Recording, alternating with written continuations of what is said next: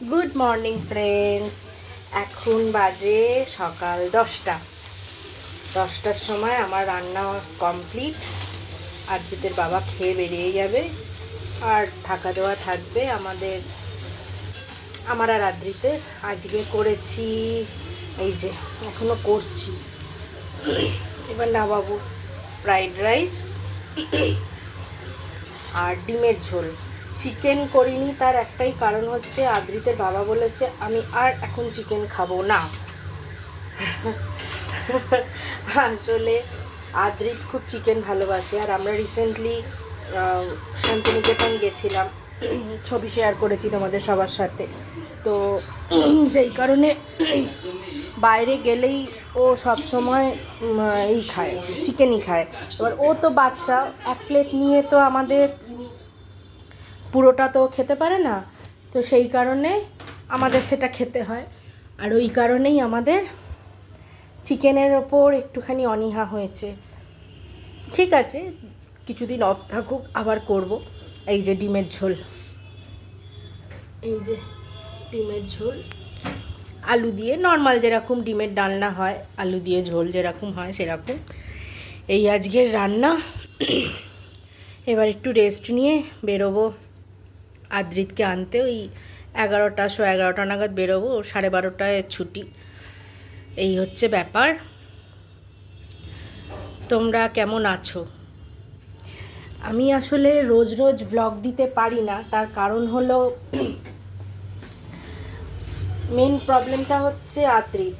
আমি ভিডিও করব, আমার দিকে তাকিয়ে বসে থাকবে। বাচ্চা তো, ওর বেশ মজা লাগে ব্যাপারটা, কিন্তু আর সব সময় হয়ে ওঠে না। হয়তো অনেক সময় মা বলে যে রান্নার কিছু রেসিপি শেয়ার করতে পারিস, কিন্তু হয়ে ওঠে না। কেন বলো তো? কারণ এই এক হাতে ফোন ধরে বা রান্নাঘরে ফোন রেখে, আমার রান্নাঘরের জানলাটার অবস্থা তোমাদের দেখাচ্ছি, দেখো জল ভর্তি করে রাখা সব রান্নার। এবার এইখানে একটা ট্রাইপড রাখতে গেলে আমাকে একটা জায়গা বের করতে হবে, তো সেই সব করেই না আমার আর রাখা হয় না, আর রান্নার রেসিপিও দেখানো হয় না। তবে চেষ্টা করব আস্তে আস্তে এবার তোমাদের সাথে কিছু কিছু রেসিপি, খুব সাধারণ রেসিপি, আমি তো বড় রাঁধুনে নই, খুব সাধারণ রেসিপি, তবু তোমাদের সাথে শেয়ার করার চেষ্টা করব, যদি যারা নতুন রাঁধুনে তাদের যদি কাজে লাগে। চলো এবার রাইসটা নামিয়ে নিই, তারপর একটু কথা বলছি। হয়ে গেছে কমপ্লিট, গ্যাসও পরিষ্কার করলাম, করে এবার একটুখানি 10 মিনিট বসবো, বসে তারপরে ওপরে যাব, নিয়ে আস্তে আস্তে রেডি হব। এখন হাতে সময় আছে মোটামুটি। তোমাদের অনেকেরই হয়তো মনে হতে পারে বাবা একটা বড় কড়া রাইস করেছে, এরা কত খায়। হ্যাঁ, আমরা রাইস হলে, পোলাও হলে বেশি খাই।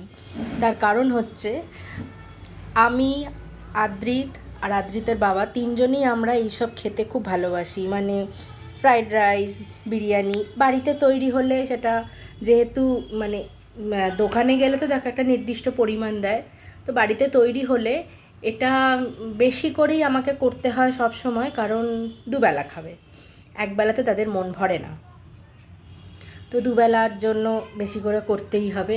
আর রাত্রিবেলার জন্য অল্প থাকবে, তার সাথে যেরকম রুটি খাওয়া হয় রুটি খাবে, কিন্তু সকালবেলাটা তো ভাতের পরিবর্তে রাইস হয়েছে, এই হচ্ছে ব্যাপার। সেই কারণে যখনই বিরিয়ানি বা পোলাও বা ফ্রাইড রাইস করি তখনই আমার দুবেলার মতো করেই করতে হয়, তার মানে মোট 6 জনের মতো রান্না করতে হয়। 6 জন বললাম, ভুল বললাম, হবে 5 জন। তার কারণ হচ্ছে আদ্রিতকে হাফ ধরা উচিত, কারণ ওর খাওয়ার পরিমাণটা তো অনেকটা কম, তো সেই হিসেবে দুবেলা মিলিয়েও 1 জন, তার মানে 5 জন। আমি আমার ক্ষেত্রে দুবেলার 2 জন, আদ্রিতের বাবার ক্ষেত্রে দুবেলার 2 জন, 4 জন, আর আদ্রিত দুবেলা মিলিয়ে 1 জন, তাই 5 জন। 5 জনের মতো মোটামুটি একটা ওই ডেচকির 1 ডেচকি মতো, মানে মাঝারি সাইজের ডেচকি 1 ডেচকি ফ্রাইড রাইস, আর একটা বড় বাটির 1 বাটি ডিমের ঝোল, এই হচ্ছে রান্না।